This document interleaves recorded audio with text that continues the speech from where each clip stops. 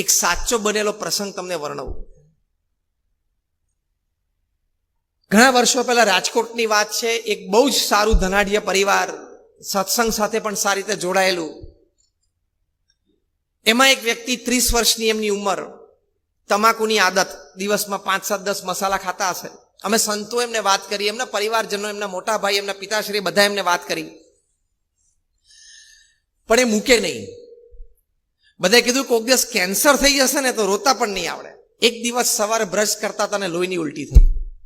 ગભરાઈ ગયા, તાત્કાલિક ડોક્ટર પાસે ગયા. ફેમિલી ડોક્ટરે કીધું કે આ કંઈક સમથિંગ સિરિયસ, તમે ઓન્કોલોજીસ્ટ પાસે જાઓ. એટલે ઓન્કોલોજીસ્ટ એટલે કે કેન્સર સ્પેશિયાલિસ્ટ પાસે ગયા. એમને કીધું કે કેન્સર લાગે છે, તમે તાત્કાલિક મુંબઈ જાઓ. ત્યાંથી ફ્લાઇટ લઈને મુંબઈ ગયા અને ત્યાં ડિટેલ રિપોર્ટ કઢાવ્યા તો કહ્યું કે અન્નનળીનું કેન્સર છે, 4th સ્ટેજમાં છે અને તમારી પાસે મહિનો છે મેક્સિમમ. 30 વર્ષની ઉંમર, 3 નાની દીકરીઓ. આ 1998ની સાલની હું વાત કરું છું. એ વખતે એમણે બોમ્બે હોસ્પિટલમાં ઓન્કોલોજીસ્ટના ટેબલ ઉપર 25 લાખ રૂપિયા કેશ મૂક્યા કે ડોક્ટર આ મારા તરફથી તમને ભેટ. હવે તમે વ્યવસ્થાઓ શરૂ કરો. ચાર્ટર્ડ ફ્લાઇટમાં ડોક્ટરોને લંડનથી બોલાવવા હોય, મારે ચાર્ટર્ડ ફ્લાઇટમાં જવાનું હોય, જે કરો એ મને બચાવો. ત્યારે ડોક્ટરે 25 લાખ રૂપિયા કેશ એમના હાથમાં પાછા આપી દીધા કે તમારી પાસે મહિનો છે, દુનિયાનો કોઈ ડોક્ટર તમને બચાવી નહીં શકે, આનું કંઈક દાન પુન કરી લેવું હોય તો કરી લેજો. એ પાછા રાજકોટ આવ્યા ત્યારે ઘરે દિવાલ સાથે માથા પછાડતા હતા. એમના પરિવારજનો, એમના મોટા ભાઈને, એ લોકોએ અમને સંતોને ફોન કર્યો. અમે સંતો ગયા, અમને જોઈને એમને માથા પછાડ્યા, દિવાલ સાથે અમે માન પકડી રાખ્યા કે સ્વામી મેં મારી જિંદગી કેવી ખોઈ નાખી.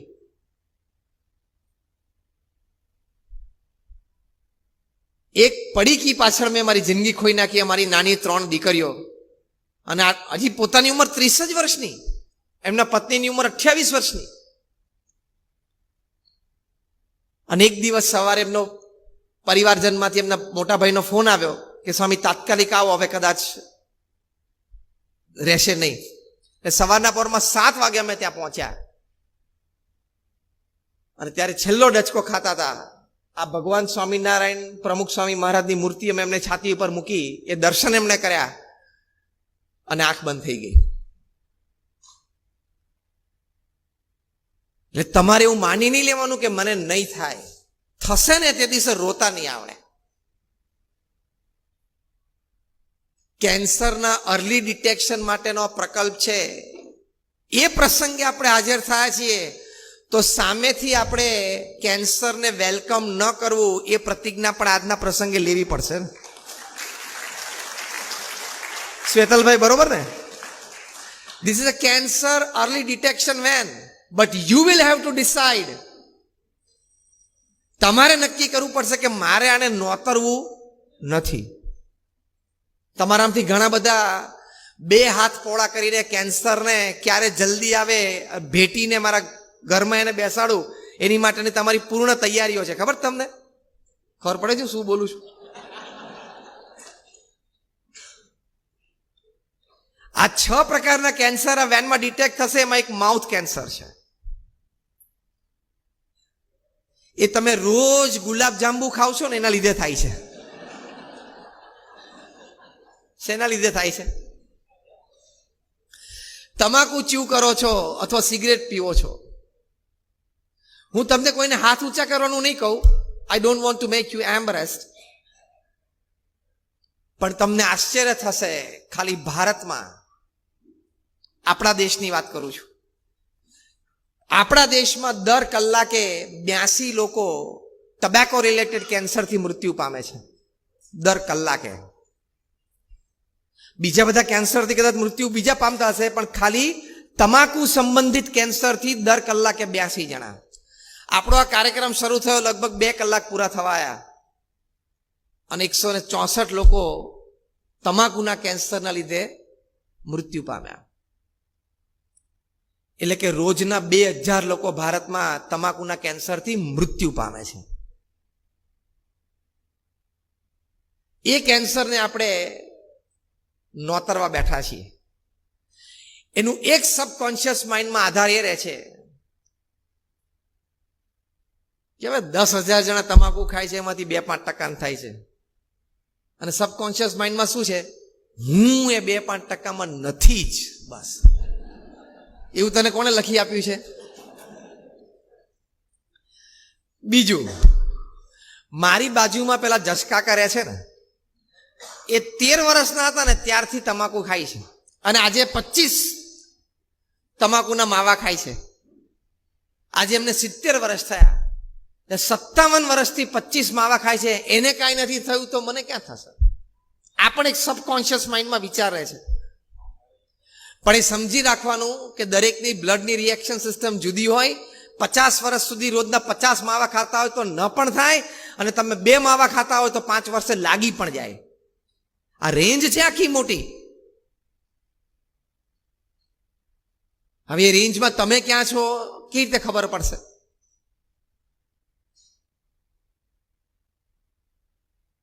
તમે જે તમાકુ ખાઓ છો અથવા સિગરેટ પીવો છો, સિગરેટ માટે એવું કહેવાય છે, a cigar is fire at one end and a fool at the other. સિગરેટને એક છેડે અગ્નિ હોય છે અને બીજા છેડે કોણ હોય છે? મૂર્ખ, ફૂલ. લખે છે કે cigarette smoking is injurious to health, કે સિગરેટ છે તમને તમારા સ્વાસ્થ્ય માટે હાનિકારક છે, તોય તમે પીવો છો. હું તમને એક સરસ હની આપું, ધારો કે મધ આપું, અને કહું કે અંદર છે ને કોબરાનું નાનું એક ટીપું ઝેરનું મેં નાખેલું છે, પણ તું ચિંતા ના કરીશ, તું આ રોજ એક ચમચી પીશ ને તોય તને 30-40 વર્ષ સુધી વાંધો નહીં આવે, તોય તમે એ મધ પીવો. તો આ એ જ લખેલું છે. એટલે જે સિગરેટ પીવે છે ને તમાકુ ખાય છે, એના જેવો પૃથ્વી ઉપર કોઈ મૂર્ખ માણસ નહીં. જે સિગરેટ પીતો હોય ને તમાકુ ખાતો અથવા દારૂ પીતો હોય, આ પ્રાંતમાં દારૂનો યોગ પણ બહુ છે બધાને. એમાંથી લીવર સિરોસિસ થાય છે અને એના પણ બધા પ્રશ્ન છે. તમારામાંથી જે સિગરેટ પીવે છે અથવા તમાકુ ખાય છે અથવા દારૂ પીવે છે, એની ઉપર મારે એક આરોપ નાખવો છે. હા, તમારે બધાની પરવાનગી હોય તો એક આરોપ નાખવું. બોલો, હાથ ઊંચો કરીને મને પરવાનગી આપો. એક આક્ષેપ નાખવો છે. આક્ષેપ એ છે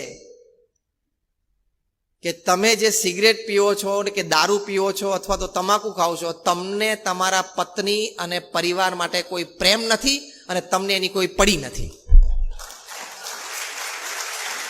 મેં આક્ષેપ નાખ્યો, હવે મને ખોટો સાબિત કરો. હવે મને ખોટો સાબિત કરો. કોઈનામાં હિંમત હોય તો, આર્ગ્યુમેન્ટ કોઈની પાસે હોય તો.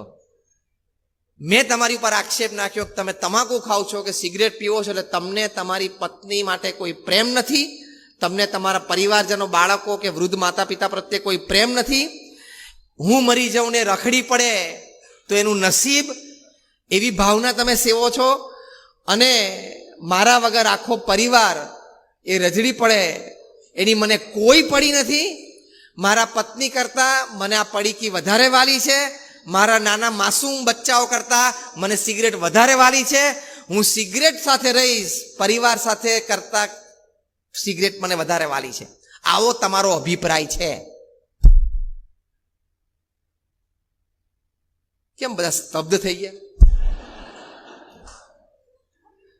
મેં જે વાત કરી એ સાચી કે ખોટી? જોશથી બોલો. બધા બોલ્યા સાચી? બધા બોલ્યા સાચી? તો હવે જેને વ્યસન હોય એને છોડવાની હિંમત આવતી હોય તો આંગળી ઊંચી કરો.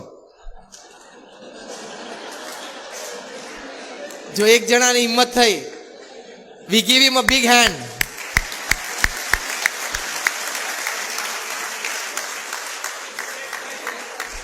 આ બીજા પ્રેસિડેન્ટ નરેશભાઈ પોતે રોટરી ક્લબના, અભિનંદન. હજો બાજુમાંથી પાણી આપી દીધું હાથમાં, પ્રતિજ્ઞા લઈ લીધી. મૂકી દો, જળ નીચે મૂકી દો, બસ અમે પ્રાર્થના કરી લીધી. કારણ કે મેં આક્ષેપ મૂક્યો છે તમારી ઉપર.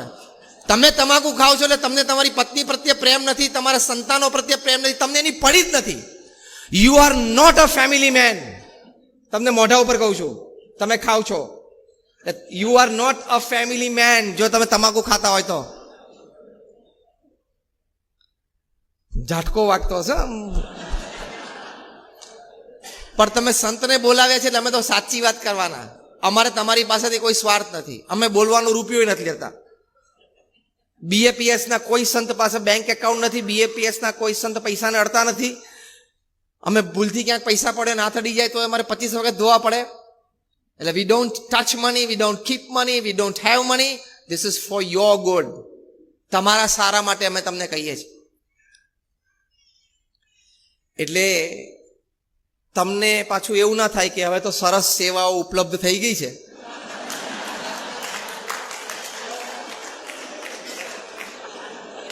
અને અર્લી ડિટેક્શન થઈ જશે. એટલે મેં તમને 2 સબકોન્શિયસ માઇન્ડ આપ્યા હતા ને, સ્ટ્રેન્થના 3જું સબકોન્શિયસ માઇન્ડ, કે હું તો કાર્યક્રમમાં જઈ આવ્યો હતો અને આ શ્વેતલભાઈને કોકને ફોન કરી દઈશ એટલે વેન મોકલી આપશે તો મારા ઘર સુધી આવી જશે વેન. હવે તો you have cancer detection unit at your home, at your home step. તમને ઘરમાં આવી ગઈ છે. એટલે હવે આપણે 5 ના બદલે 10 પડીકી ખાવ ને શું ફેર પડે છે?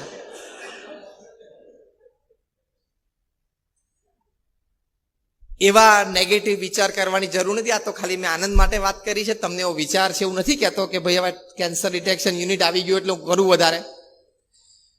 પણ વ્યસન મૂકજો. પ્રમુખ સ્વામી મહારાજે એમના જીવનમાં તમને આશ્ચર્ય થશે કે 40 લાખ લોકોને વ્યક્તિગત મુલાકાત આપી છે. 4 મિલિયન એ લોકોના વ્યક્તિગત, પારિવારિક, વ્યવસાયિક બધા પ્રશ્નો સાંભળ્યા અને પ્રેમથી એના ઉત્તરો આપ્યા. આજે તમને લાખો લોકો સમાજમાં મળશે કે પ્રમુખ સ્વામીના ઉત્તર પ્રમાણે એમને જીવનમાં અનુસરણ કર્યું, તે સુખી છે, સ્થિર છે, શાંત છે. પ્રમુખ સ્વામી મહારાજે લાખો લોકોના વ્યસનો છોડાવ્યા, વ્યક્તિગત રીતે, સંતો દ્વારા, કાર્યકર્તાઓ દ્વારા.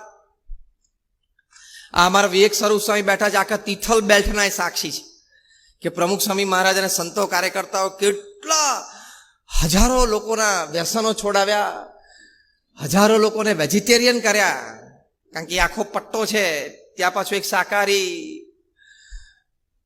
જીવન જીવવું એની માટેની પણ ખૂબ મોટી પ્રેરણાઓ BAPS સંસ્થા દ્વારા 1985માં અમારા ઉત્સવમાં અમદાવાદમાં આફ્રિકાના કેન્યા દેશના એક મિનિસ્ટર જોસેફ મટુરિયા પધારેલા. એમને આ પ્રેરણા થઈ, વ્યસન મુક્તિનું પ્રદર્શન ને બધું જોયું અને એમને વ્યસન છોડ્યું દારૂનું. એમને મંચ ઉપરથી જાહેરાત કરી, જેમ નરેશભાઈએ કરી એમ, કે આજથી મારું વ્યસન ગયું. પ્રમુખ સ્વામી મહારાજ એવું બોલ્યા કે અમારો આખો આ 37 દિવસનો ઉત્સવ, એની સાર્થકતા આ એક વાતમાં આવી ગઈ. એમ આપણે આખો આ આજનો કાર્યક્રમ થયો, એની સાર્થકતા આવી ગઈ. આ 3-4 જણાએ વ્યસન છોડ્યા ને એમાં.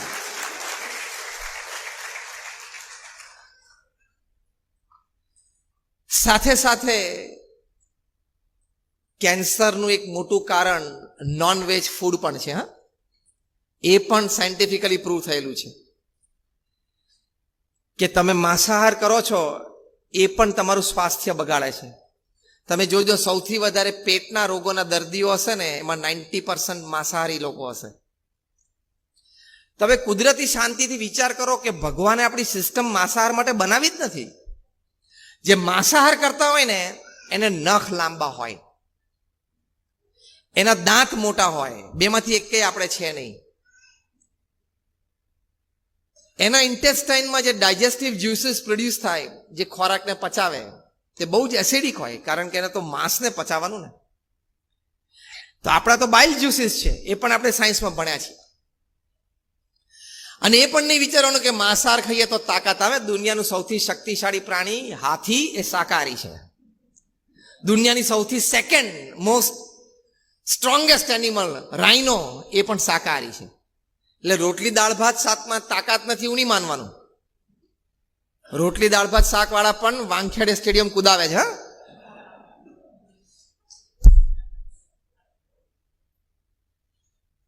એટલે vegetarianism should be a way of life. વેજીટેરિયનિઝમથી સાત્વિક મતિ રહે છે, વેજીટેરિયનિઝમથી સાત્વિક બુદ્ધિ રહે છે, વેજીટેરિયનિઝમથી સાત્વિક વિચારધારા રહે છે, તમને સેવાની ભાવના રહે, મદદ કરવાની ભાવના રહે. આ બધી જ વાત એ શાકાહારી ભોજનમાં એની સાત્વિકતામાં રહેલી છે. એટલે આજના પ્રસંગે એ પણ અપીલ કરવાની તમને બધાને કે તમારે માંસાહાર કોઈ કરતા હોય તો એ પણ તમે છોડજો. તમે એની ચિંતા નહીં કરતા કે બધા જો શાકાહારી થઈ જાય તો પૃથ્વી ઉપર ક્યાં એટલું બધું અનાજ છે. એટલી લાંબી તમારે અહીંયા ચીખલીમાં બેઠા બેઠા તારે ચિંતા કરવાની નથી.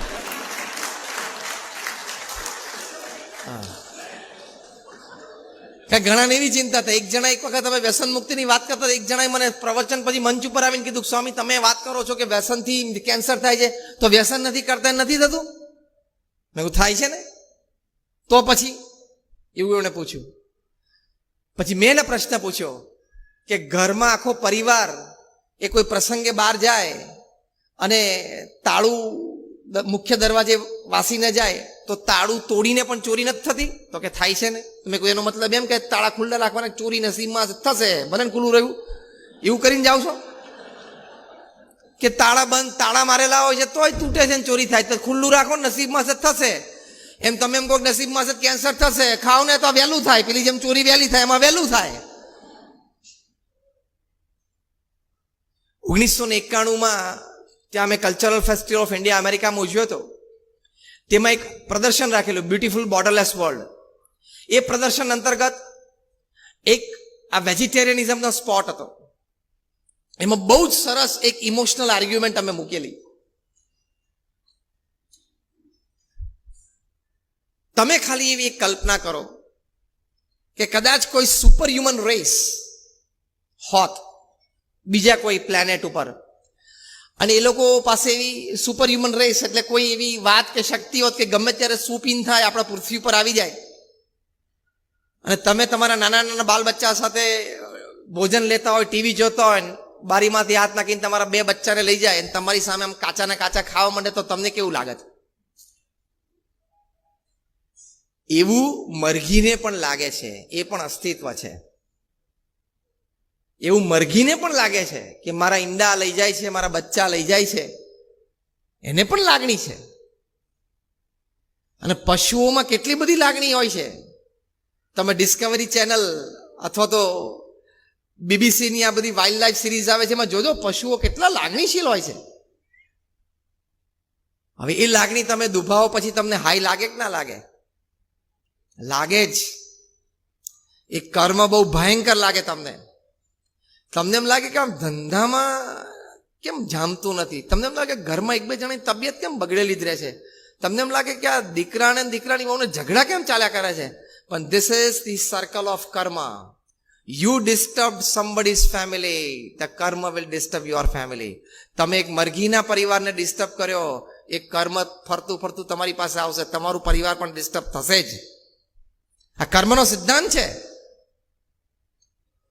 એટલે એનાથી પણ આ નોનવેજથી પણ કેન્સર થાય છે એમ સમજીને પણ તમે દૂર કરજો.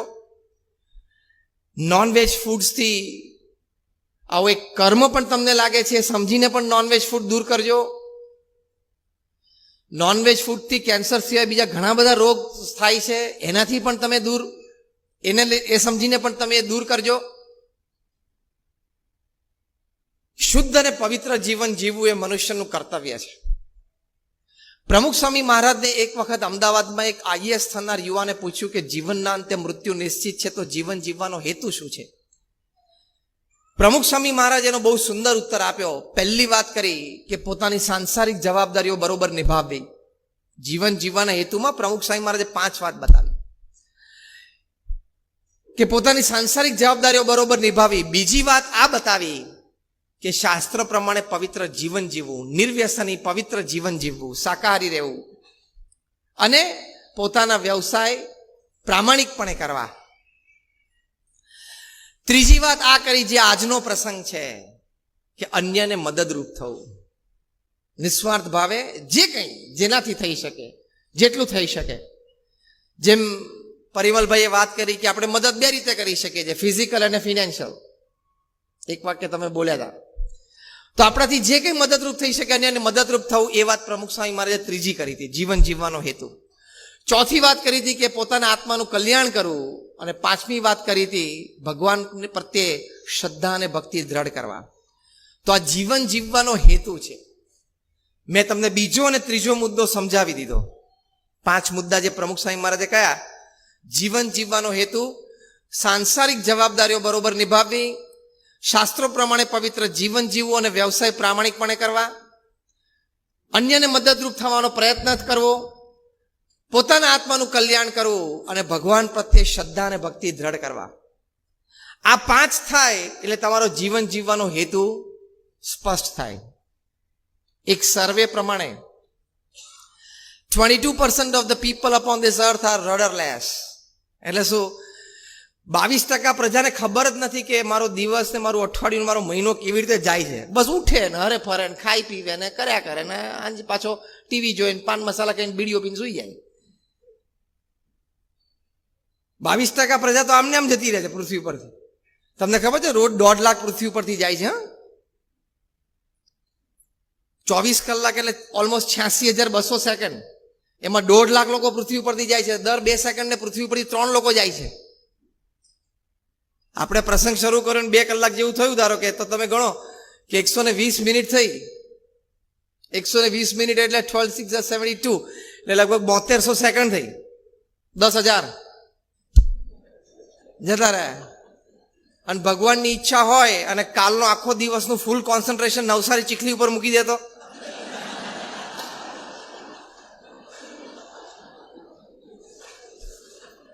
પછી વારો છે નથી નહીં, વારો નથી છે બે, બધું આવી જાય, બે આવી જાય. મારો વારો છે નથી કે મારો વારો નથી છે, જે તમે કહો છો ને બે વિભાગ આવી જાય અંદર. ફૂલ કોન્સન્ટ્રેશન નવસારી ચકલી ઉપર મૂકી દે તો સાંજ પડે તો કાર્યક્રમ પૂરો કરી નાખે. આમ એટલા માટે વાત કરી કે જીવનની આવી અનિશ્ચિતતા વચ્ચે સમજીને, વિચારીને, સુગ્ન રીતે અને આપણને જીવનમાં 70-80 વર્ષે સંતોષ થાય કે yes, when God gave me 70 years upon this earth, I lived it to my satisfaction. હું મારા સંતોષ, મને પૂર્ણ સંતોષ છે, હું મારા સંતોષથી જીવ્યો. એવું તો આપણને થવું જોઈએ કે નહીં? તો એની માટે પ્રમુખ સ્વામી મહારાજે 5 મુદ્દા સમજાવ્યા. બીજો ને ત્રીજો મુદ્દો મેં સમજાવ્યો. હવે 10 મિનિટમાં હું મારું પ્રવચન પૂરું કરું, બાકીના 3 મુદ્દા તમને સમજાવી દઉં એટલે પૂર્ણ જીવન કેવી રીતે જીવવું એ તમને ખ્યાલ આવે. તો પહેલી વાત કરી હતી પોતાની સાંસારિક જવાબદારીઓ બરોબર નિભાવવી. હા, તમે એમ કહેશો કે અમે નિભાવીએ છીએ, પણ તમારા પરિવારને તમારે સમય આપવો, પરિવારને સંસ્કાર આપવા અને પરિવારજનોને શ્રદ્ધા કેવડાવી, આ 3 વાત તમે કરી શકો એટલે એ પૂર્ણ રીતે સંભાળ કરી કહેવાય. તમે આર્થિક રીતે તો કરો જ છો, સંતાનોને સારો અભ્યાસ પણ કરાવો છો, એ બધું જ સારું છે, પણ તમારે એને સમય આપવાનો, ક્વોલિટી એન્ડ ક્વોન્ટિટી ટાઈમ. તમારે એને સંસ્કાર આપવાના. તમારામાંથી કેટલા બેઠા છે જેને પોતાના સંતાનો નાના હતા ત્યારે એને પ્રહલાદ કે નચિકેતા કે ધ્રુવ કે આવા સારા બાળ ચરિત્રો એમને કીધા છે કે રામાયણ મહાભારતની સારી વાતો કરી છે, આંગળી ઊંચી કરો તો. ફેથફુલી, હા, ફેથફુલ. જો 10-15 જણા છે તો તમારે કાયમ એને વિરાટ કોહલી, રોહિત શર્મા, રોનાલ્ડો, ક્રિસ્ટિયાનો એની જ વાતો કરવાની છે? એ તો આમે જનરલ નોલેજમાં ટીવી પરથી ક્યાંકથી શીખી લેશે. તમારે એને આ વાતો કરવાની છે. એને શ્રવણનું કેરેક્ટર નાનપણથી એના હૃદયમાં ઉતર્યું હશે ને તો એને ખબર પડશે કે મા બાપની સેવા કરવી જોઈએ. એ તો ઘરડા ઘરમાં મૂક્યા હશે તો ખબર નહીં પડે. એને શ્રવણનું કેરેક્ટર અંદર ઉતર્યું હશે નાનપણથી, કારણ કે નાનપણમાં આ વાતો એટલે કરવાની કે નાનપણમાં બધી જીબી ફ્રી હોય, એની જીબી બધી ફ્રી હોય એટલે જે અંદર ડેટા નાખો ને બધો એબ્ઝોર્બ થઈ જાય. તો તમે વૃદ્ધ હશો, એ યુવાન થશે ત્યારે તો કંઈક તમારા શરીર કોઈક દાડો તાવ આવ્યો હશે ને દુખતું હશે પગ દબાવશે, બાકી ગળું છે જ, દાબી દેશે, ખબર એ નહીં પડે. કેટલા સારા પરિવારોમાં, મુંબઈનું એક બહુ ધનાઢ્ય પરિવાર, 20,000 કરોડનું ટર્નઓવર. તમે વિડીયો જોયો હશે થોડા વર્ષો પહેલા. દીકરાને વહીવટ સોંપ્યો. ધ કમ્પ્લીટ જેન્ટલમેન તો એની ટેગલાઈન હતી, પણ દીકરો કમ્પ્લીટ જેન્ટલમેન ના બન્યો. બાપને ઘરેથી કાઢીને નેપેન્સી રોડ ઉપર એક 2 BHK ના ભાડે ફ્લેટમાં મૂકી દીધા. રોતા રોતા એમણે વિડીયો જાહેર કરેલી. તમારા પરિવારને તમે સંસ્કાર નહીં આપો, પ્રમુખ સ્વામી મહારાજ ઘણી વખત કહેતા કે તમે તમારા પરિવારજનોને સંસ્કાર નહીં આપો તો એક દિવસ સંપત્તિ અને સંતતિ બે ખોવાનો વારો આવશે. સંસ્કાર આપવા પડશે, વ્યસન મુક્તિથી માંડીને ભગવાનમાં શ્રદ્ધા સુધીના. એક સરસ પ્રસંગ તમારી સાથે શેર કરું. ભારતને બે સચિન તેંડુલકર મળવાના હતા, એના બદલે એક જ મળ્યા. એનું કારણ વ્યસન, એનું કારણ પરિવારમાં સંસ્કાર નહીં. જે બે વાત પ્રમુખ સ્વામી મહારાજ મુખ્ય કરતા. હું તમને એની સ્ટોરી કહું. સચિન તેંડુલકર જ્યારે એઝ અ ટીનેજર ત્યાં મુંબઈ જીમખાનામાં રમતા ત્યારે એમની સાથે એક એમનો મિત્ર હતા, એનું નામ અનિલ ગુરવ. બંનેના કોચ રમાકાંત અચરેકર. રમાકાંત અચરેકર સચિન તેંડુલકરને એમ કહેતા કે તારે સારી બેટિંગ શીખવી હોય ને તો અનિલ ગુરવ રમે છે ને, તું ઓબ્ઝર્વ કરવા માટે બેસ. અનિલ ગુરવની ઉંમર 14 વર્ષની હતી ત્યારે એમને બિરુદ મળેલું કે he is the Vivian Richards of Mumbai. મુંબઈના વિવ રિચર્ડ્સ છે, જે વેસ્ટ ઇન્ડિઝના મહાન બેટ્સમેન થઈ ગયા. અનિલ ગુરવનું સ્ટ્રોક પ્લે, કારણ કે આપણે સંજય ફાર્મમાં ઉભા છે ને, અહીંયા ક્રિકેટ ક્લબ છે અને ક્રિકેટ ગ્રાઉન્ડ છે, એટલે શ્વેતલબેન ગમશે થોડી ક્રિકેટનો એકાદ પ્રસંગ કહીએ તો. અનિલ ગુરવનું સ્ટ્રોક પ્લે, એનું ફૂટવર્ક અને સિલેક્શન ઓફ શોટ્સ અને એનું ગેપિંગ, ટાઈમિંગ એટલું અદ્ભુત હતું. સચિન તેંડુલકરે પોતે એમના જીવન ચરિત્રમાં લખ્યું છે કે એમને રમતા જોઈને it was a natural coaching for us. એમને રમતા જોવાને અમારી માટે કોચિંગ હતું. રમાકાંત અચરેકરે એક પત્રકાર પરિષદમાં કીધેલું કે મારી ટીમમાંથી, એટલે કે હું જેને કોચિંગ આપું છું એમાંથી સૌથી પહેલો વ્યક્તિ જો કોઈ ભારત માટે રમશે ને એ અનિલ ગુરવ રમશે. કોઈએ પૂછ્યું કે સચિન નહીં, તો કે સચિન રમશે ભારત માટે પણ પહેલા અનિલ ગુરવ રમશે. અનિલ ગુરવ પાસે એ વખતે ડબલ એસ નું બેટ હતું, જે ક્રિકેટમાં બહુ સારું ગણાય, ડબલ એસ. સચિનને રોજ મન થતું હતું કે એક વાર મને આ બેટ જો વાપરવા આપે તો બહુ સારું, પણ માંગતા શરમ આવતી હતી. એટલે એમણે કોચને કીધું ને કોચે અનિલ ગુરવને કીધું, પણ કોચે સચિન સાથે શરત કરી કે આ બેટ હું તને તો જ અપાવું એક મેચ રમવા માટે કે તારે સેન્ચુરી કરવાની. સચિન કે હું આ બેટ આપો તો કરીશ. સચિન તેંડુલકરને જીવનમાં પહેલી વખત ડબલ એસ નું બેટ વાપર્યું, અનિલ ગુરવનું વાપરેલું. આ અનિલ ગુરવના મોટા ભાઈને દારૂની આદત પડી અને ધીમે ધીમે મુંબઈની એક અંડરવર્લ્ડ ગેંગમાં એ જોડાયો.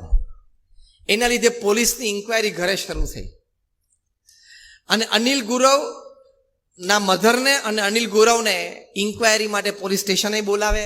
ઘણી વખત ત્યાં 2-3 કલાક બેસાડી રાખે. એની ઇફેક્ટ અનિલ ગુરવના માનસ ઉપર પડવા માંડી. એટલે પ્રેક્ટિસ સેશન છૂટવા માંડ્યા, અથવા તો પ્રેક્ટિસ સેશનમાં જાય તો એટલું કોન્સન્ટ્રેશન, ફોકસ ના આપી શકે. અને ધીમે ધીમે અનિલ ગુરવની જે ટેકનિક હતી એની ઉપર ઇફેક્ટ આવવા માંડી. પરિવારે એના મોટા ભાઈને ખૂબ સમજાવ્યા પણ એ દારૂની લત મૂકી ના શક્યા.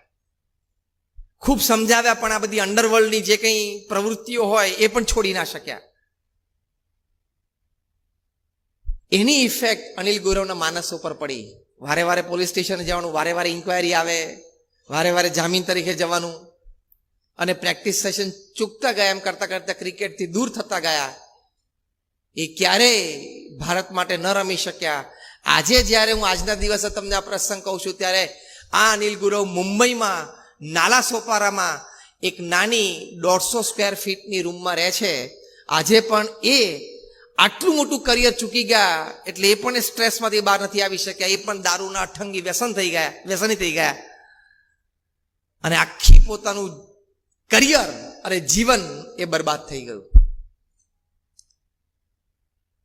એટલે તમારું વ્યસન તમારા પરિવારને બરબાદ કરી શકે છે. તમારું વ્યસન તમારા કોઈ પરિવારજન, તમારા સંતાનોના ભવિષ્યને બગાડી શકે છે. એટલે તમારે તમારા સંતાનોને સંસ્કાર આપવાના. તમે એકવાર તમારા સંતાનોને રોજ કેવું કે બેટા સિગરેટ ના પીવાય, તમાકુ ના ખવાય, એવું બોલો તો ખરા. પણ જો કે તમે પાછું ખાતા હોય કેવી રીતે હિંમત કેવી રીતે આવે?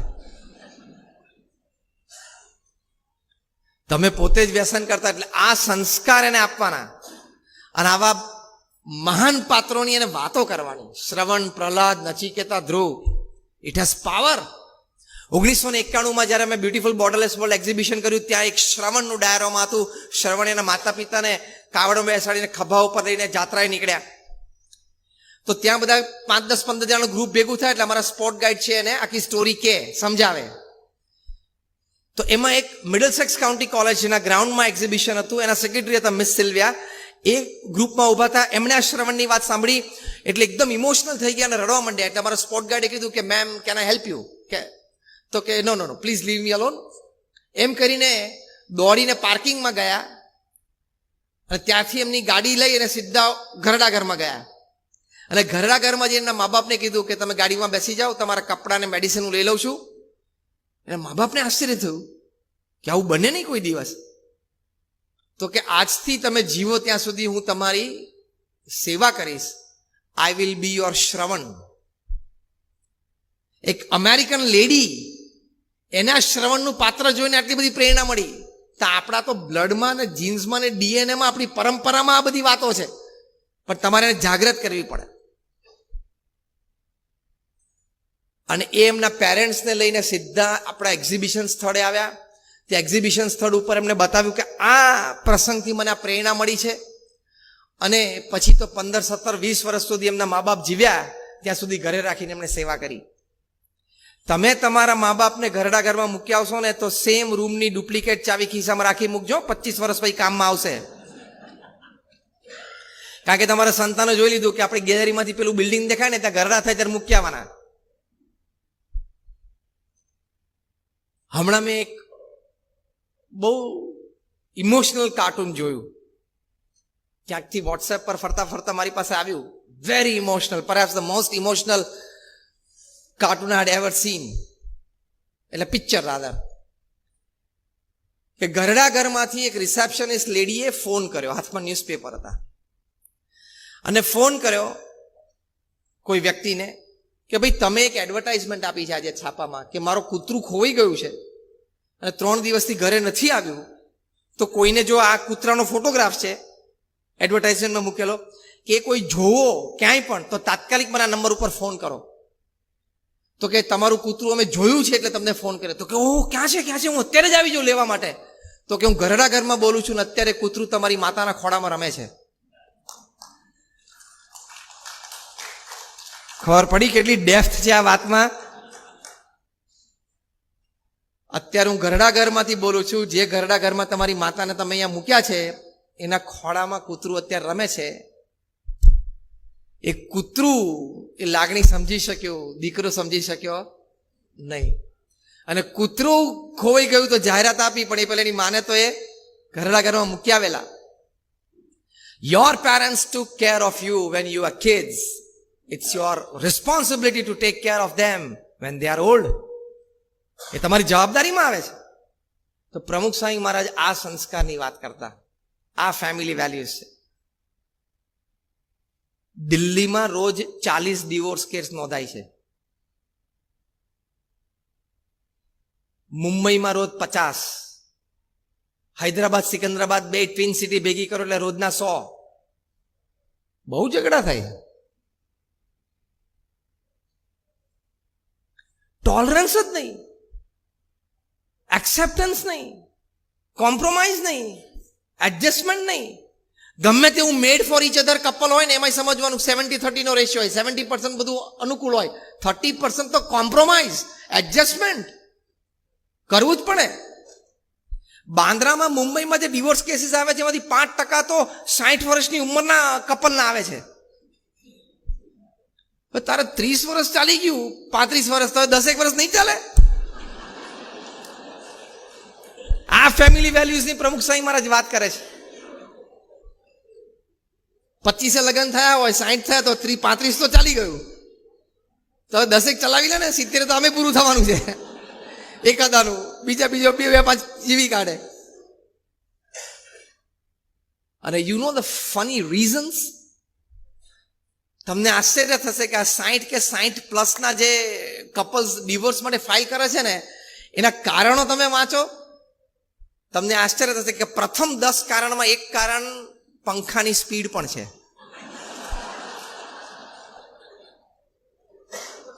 બીજું એક કારણ છે કે my husband doesn't have a good sense of dressing. એટલે 35 વર્ષ આવી ખબર પડી તારે કે મારા હસબન્ડને ડ્રેસિંગ સેન્સ બરોબર નથી.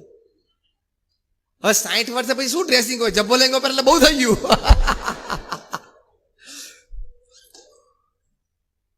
હવે આ પરિસ્થિતિ એટલે આપણે સાથે બેસવાનું, સંસ્કાર આપવાના. તો સંતાનો સાથેના તમારા સંબંધો, પતિ પત્ની તરીકેના તમારા સંબંધો અને વૃદ્ધ માતા પિતા સાથેના સંબંધો તમારા સારા જળવાય. ત્યાં સંપ રહેશે ને એટલે you have won the world. કારણ કે હાર્વર્ડ યુનિવર્સિટીએ લખ્યું, સર્વે કર્યો દુનિયાના 100 દેશોમાં 1,00,000 પરિવારમાં 8 વર્ષ સુધી આ સર્વે ચાલ્યો. સર્વેમાં એક જ લાઈન દરેક પરિવારને પૂછતા હતા કે what according to you is the greatest joy upon this earth. તમારી દ્રષ્ટિએ પૃથ્વી પર સૌથી મોટો આનંદ શું છે?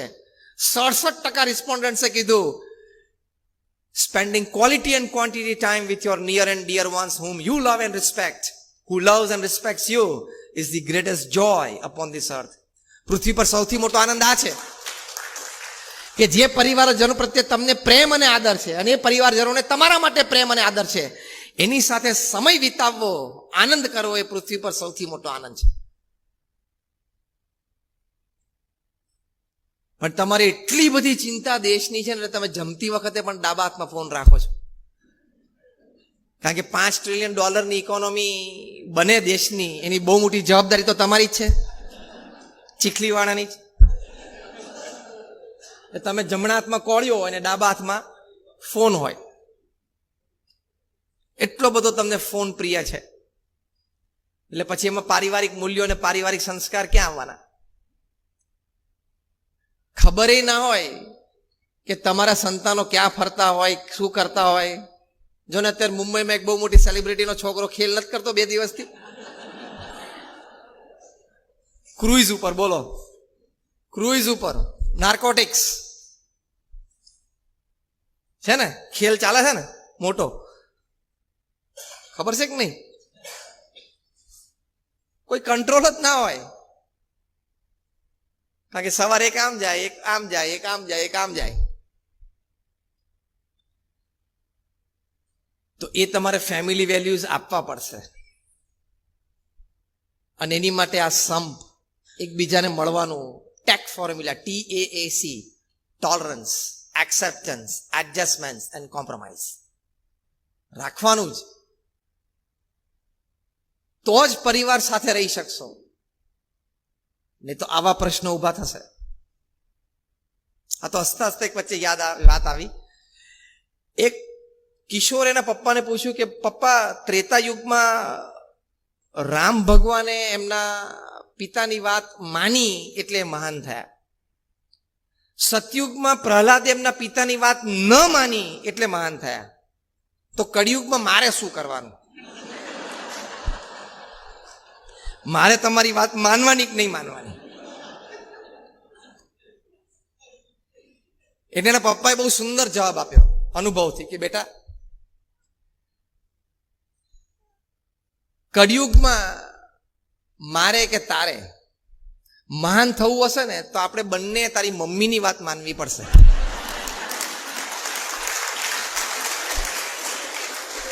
આ તો just on a lighter not.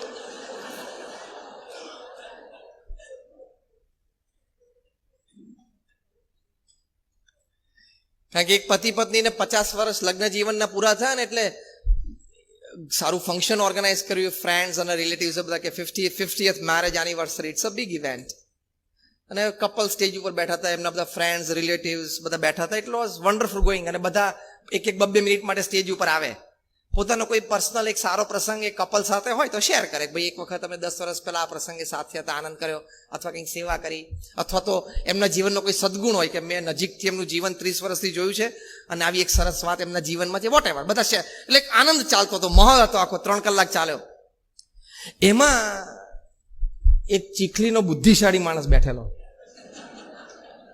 એને કહ્યું કે આઈ હેવ અ ક્વેશ્ચન, હું એક પ્રશ્ન પૂછું? પેલા કે પૂછો. એટલે પૂછ્યું કે what is the secret of your 50 years of happy married life? 50 વર્ષનું સુખી લગ્ન જીવન, આગળ સુખી શબ્દ વાપરેલો, ખાલી લગ્ન જીવન નહીં, તો ઘણા ચાલી જતું હોય છે પણ પાછું આગળ પેલું પ્રિફિક્સ ના લાગે. તો હસબન્ડને કીધું સિમ્પલ, 50 વર્ષનું સુખી લગ્ન જીવન જીવવું બહુ સિમ્પલ છે, બહુ સહેલું છે. એટલે બધાને બહુ આશ્ચર્ય થયું કે અમે લગ્ન કર્યા ને ત્યારે નક્કી કરેલું કે બધા ઇમ્પોર્ટન્ટ ડિસિઝન મારે લેવાના, અગત્યના, અને મારી વાઈફે હા જ પાડી દેવાની, માથાકૂટ જ નહીં કરવાની. અને ઓછા ઇમ્પોર્ટન્ટ હોય ને એ મારી વાઈફ લે અને હું કહું ભાઈ કર. તમે બધા મૌન થઈ ગયા એટલે તમને પણ આમ થતું તો હશે કે શું હશે નહીં. પછી બીજા ભાઈ બેઠા હતા, એ નવસારીના હતા. એને જરા વધારે ઇન્ટેલિજન્ટ પ્રશ્ન પૂછ્યો કે sir, if you don't mind, can you like list out what are the important decisions you took and less important your wife took. તમે લિસ્ટ આઉટ તો કરો કે અગત્ય નિર્ણય તમે લીધા અને વાઈફે આ પાડીને. તો કે અગત્યના નિર્ણયો જે મારે લેવાના હતા અને મારી વાઈફે હા પાડવાની હતી, અને ઓછા અગત્યના મારી વાઈફ લે અને હું હા પાડું. તો કે કયા? તો કે ઓછા અગત્યના નિર્ણયો જે મારે વાઈફે લેવાના હતા અને મારે હા પાડવાની હતી, એમાં કયું ઘર અમારે ખરીદવું, કઈ ગાડી લેવી, કયો ઇન્સ્યોરન્સ પોલિસી લેવી, છોકરાઓને કયા સ્કૂલમાં ભણવા મોકલવા, પિકનિકમાં ક્યાં જવું, કયા સંબંધી સાથે કેટલા ને કેવા સંબંધો રાખવા, અમારા ઘરમાં બધા ફેમિલી મેમ્બર છે કયા કપડાં ખરીદવા, કપડાનું બધું સિલેક્શન પણ એ જ કરે, કયા પ્રસંગે કોણે કયા કપડાં પહેરવા એ પણ એ જ નક્કી કરે, બધી તિજોરીની ચાવી એની પાસે હોય, પગાર લઈને મારે આપી દેવાનો, પછી એ ઘર ચલાવે. આવા બધા ઓછા અગત્યના નિર્ણયો હતા ને એ બધા એને લીધા, મેં હા પાડી. એટલે હવે તમને વધારે આશ્ચર્ય થતું હશે કે હવે અગત્યના રહ્યા કયા તો પછી આ જેન્ટલમેનને લેવાના. એટલે કોઈ પૂછ્યું કે ભાઈ તો પછી હવે આમાંથી બીજા કયા અગત્યના નિર્ણયો રહ્યા? એટલે કે અગત્યના નિર્ણયો કે અમેરિકાએ ઈરાક સાથે યુદ્ધ કરવું જોઈએ કે નહીં. હું એમ કહું કે ના કરું, એટલે મારી પત્ની કે બરોબર છે, ચા પી લો, ના કરવું જોઈએ. એટલે જે વિશ્વવ્યાપી નિર્ણયો હતા ને એ મેં લીધા અને એમાં મારી પત્નીએ હા પાડી. અને જે અમારી 4 દિવાલીઓ વચ્ચેના જે નિર્ણયો હતા ને ઓછા અગત્યના એ એણે લીધા, એટલે મેં હા પાડી દીધી. તમે બધા હશે એટલે થોડુંક થોડુંક તો આવું ચાલતું હશે, પણ ચલાવજો. It's a credit. જ્યાં પ્રેમ છે, સંબંધ છે અને લાઈફ ટાઈમ સાથે રહેવાનું છે, પતિ પત્ની, મા બાપ, દીકરા દીકરી બધા, ત્યાં થોડુંક ઝૂકી જેવું, નમતું કરવું. પ્રમુખ સાંઈ મારા 4 શબ્દ વાપરતા હતા: ખમવું, ઘસાવું, અનુકૂળ થવું અને મનગમતું મૂકવું. એમાં નાનપ નથી, પણ તમે તમારા અહમ કરતા સંબંધને વધારે અગત્યતા આપો છો એની સાબિતી છે. અહમ કરતા તમે સંબંધને વધારે માન્યતા આપી, પ્રાધાન્ય આપ્યું, મહત્વ આપ્યું, તો જ તમે ખમી શકો, અનુકૂળ થઈ શકો, મનગમતું મૂકી શકો. એ ક્રેડિટ છે. અને છેલ્લી વાત કરવાની જે પ્રમુખ સ્વામી મહારાજે કરી કે ભગવાન પ્રત્યેની શ્રદ્ધા અને ભક્તિ દ્રઢ કરવા, એનાથી પોતાનું આત્માનું કલ્યાણ થાય, તો એ પણ મનુષ્ય જીવનનું ફળ છે. જે આપણે અત્યારે આ સેવા કરીએ છીએ, સમાજ સેવા એ ઉત્તમ સેવા છે, જન સેવા એ પ્રભુ સેવા છે. સ્વામી વિવેકાનંદજી આપણને આ શીખવાડ્યું છે. પણ પ્રભુ સેવા ખાલી જન સેવા સુધી અટકતી નથી. આ પહેલું અને મોટું અગત્યનું પગથિયું છે. આનાથી આગળ શ્રીમદ ભાગવતમાં જે 9ધા ભક્તિની વાત લખી છે, ભગવાન પ્રત્યેની શ્રદ્ધા ભક્તિ, ત્યાં સુધી પણ પહોંચવાનું છે. જેમ હું તમને એક વાત તર્કથી સમજાવું. તમે એમ કહો કે મને આ ભાષા આવડે છે, તમે એમ કહો કે મને અંગ્રેજી ભાષા આવડે છે, તમને ABCD આલ્ફાબેટ 26 બોલતા આવડી ગયા એટલે ભાષા આવડી કહેવાય કે ના આવડી કહેવાય? મને કહો. જો હા પાડશો તો હું આર્ગ્યુમેન્ટ કરીશ, ના પાડશો તોય કરીશ. તમે એમ કહો મને ઇંગ્લિશ આવડે છે, તમને ABCD આવડતી હોય ને તો પણ ઇંગ્લિશ આવડ્યું કહેવાય.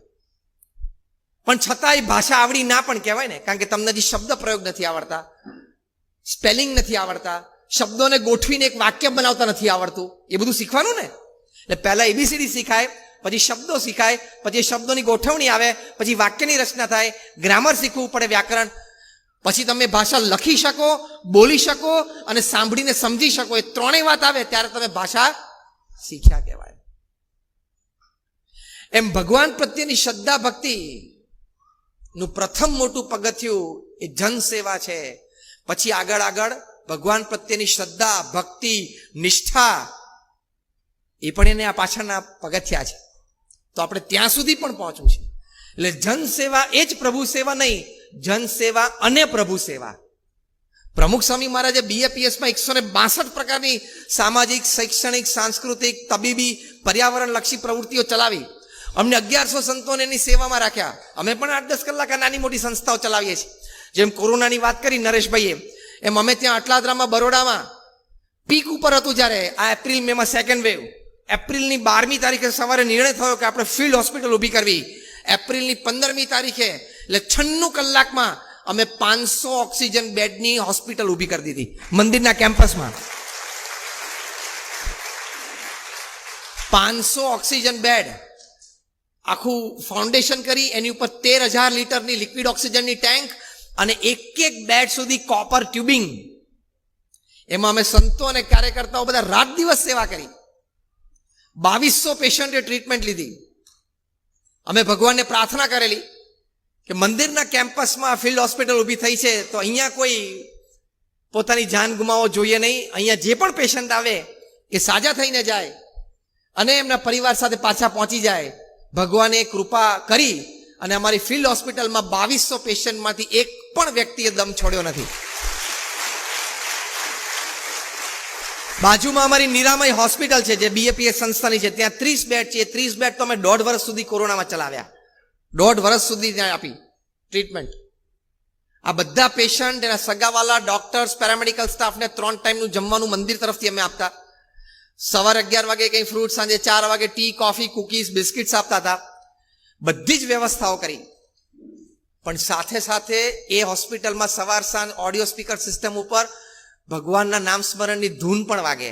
આરતીના સમયે આરતી પણ થાય. આ સાયન્ટિફિકલી પ્રૂવ છે. જેટલા ડોક્ટર્સ બેઠા હશે ને ખબર પડશે કે spirituality has power to heel.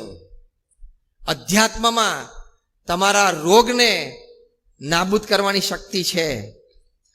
મ્યુઝિકમાં પણ છે, મેડિટેશનમાં છે, તો અધ્યાત્મમાં તો હોય જ ને. એટલે આપણે બંનેનું કોમ્બિનેશન જોઈએ છે.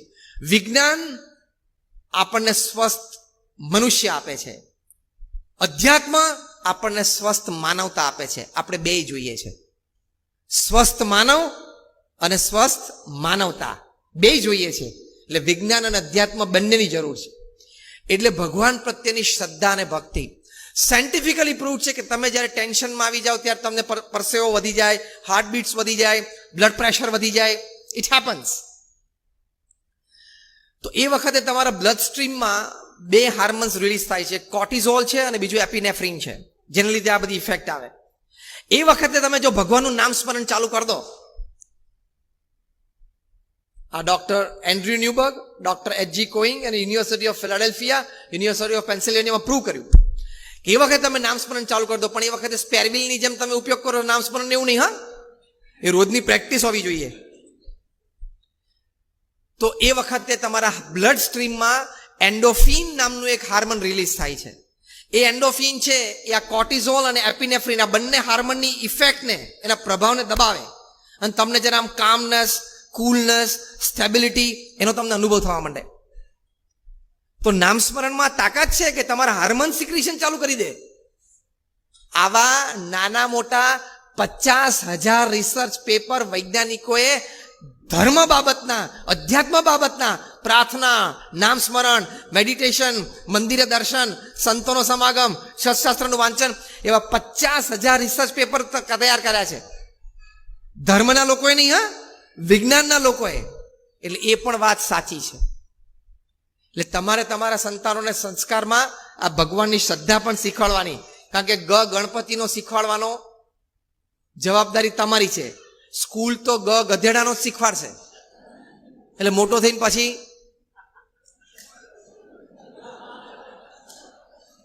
અને તમે ગણપતિનો શીખવાડો ને.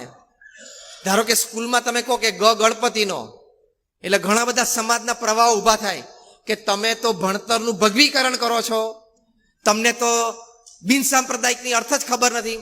બિન સાંપ્રદાયિકની વ્યાખ્યા જ આપણે ખોટી કરી નાખી. બિન સાંપ્રદાયિકતા એટલે કોઈ ધર્મ નહીં. બિન સાંપ્રદાયિકતા એટલે બધા ધર્મ સારા અને સાચા છે. અને બધા દેશો બિન સાંપ્રદાયિકતામાં માને છે, છતાં પોતાનો ધર્મ બરોબર પકડી રાખે છે.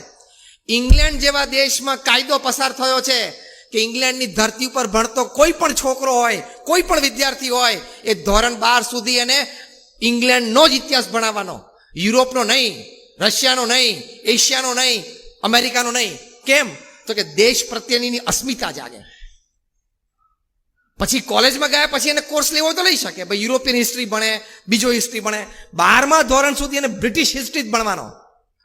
આ કાયદો બિલ આપણે પસાર કરવા જઈએ તો અહીંયા કેટલું તંત્ર ઊભું થાય કે તમે તો ભગવીકરણ કરો છો, પણ દેશની અસ્મિતા તો આવી જોઈએ ને. પણ ચિંતા નથી, આપણા માનનીય પ્રધાનમંત્રીશ્રીએ નેશનલ એજ્યુકેશન પોલિસીમાં NEP 2020માં મૂકી દીધું છે, એટલે આ થશે. અત્યારે તમે કોઈ પણ એરપોર્ટ ઉપર જાઓ તો દરેક એરપોર્ટ ઉપર તમે સિક્યુરિટી ક્લિયર કરો એટલે સ્ક્રીન ઉપર દેશભક્તો અને આઝાદીની લડત લીધી હોય એ બધાના ઇતિહાસ સ્ક્રીન ઉપર આવે છે. આપણે તો નામ જ નથી સાંભળ્યા આ લોકોના. બોલો, આપણે મુખ્ય 10-15 નામ ખબર છે. એવા લોકોના નામ છે, એવાના ઇતિહાસ છે. અત્યારે અમે એક જગ્યા મેં એ વાંચ્યો એક જણાનો ઇતિહાસ. ઓરિસ્સાની એક વ્યક્તિનો 12 વર્ષનો છોકરો એને અંગ્રેજોને જે હંફાયા છે એનો ઇતિહાસ સ્ક્રીન ઉપર અમે હમણાં મુંબઈ એરપોર્ટ ઉપર વાંચ્યો.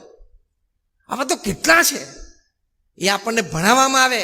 જેમાં આપણા પ્રધાનમંત્રીશ્રીએ કીધું કે ખાલી મોગલો ઉપરથી આયા અને અંગ્રેજો આયા એટલું જ આપણને ભણાવે છે. આપણે બધા ઇતિહાસમાં એટલું જ ભણી મોટા થયા છીએ. એ બહુ સિસ્ટમેટિક રીતે દેશને તોડવાની સિસ્ટમ છે. તો હવે આ નેશનલ એજ્યુકેશન પોલિસીમાં આ બધાની વાતો આવશે. 12 વર્ષના છોકરાને અંગ્રેજોએ ફાંસી ઉપર લટકાયો. ફાંસી ઉપર લટકતા એ બોલતો હતો કે વંદે માતરમ, હું બીજો જન્મ લઈને તારી સામે લડીશ. 12 વર્ષના છોકરાની સ્પિરિટ. આ સંસ્કાર આપણે આપણા દેશને આપવાના છે. આપણા દેશ પાસે બધું જ છે. We are the youngest nation in the world. 540 million, 54 કરોડની ભારતની વસ્તી 35 થી નીચેની વર્ષની છે. શું ના થઈ શકે આપણાથી? બધું જ થઈ શકે. એટલે પહેલી વાત આપણે કરી સંપ, બીજી વાત આપણે કરી વ્યસન મુક્તિ, ત્રીજી વાત આપણે કરી શ્રદ્ધાથી આવી નાની મોટી સેવામાં જોડાવાનું, ચોથી વાત આપણે કરી પરિવારને સંસ્કાર આપવાના, પોતાની સાંસારિક જવાબદારીઓ બરોબર નિભાવવાની, અને છેલ્લી વાત કરી ભગવાન પ્રત્યેની શ્રદ્ધા અને ભક્તિ રાખવાના. તો તમને જીવનમાં સુખ, શાંતિ અને આનંદ રહેશે. અને મોર દેન ધેટ 70-80 વર્ષે તમે તમારી છાતી ઉપર હાથ મૂકીને આમ થપથપાવીને બોલી શકો કે યસ, મને ભગવાને 70-80 વર્ષનું જીવન આપ્યું તો હું પણ જીવન જીવ્યો. તો thank you very much for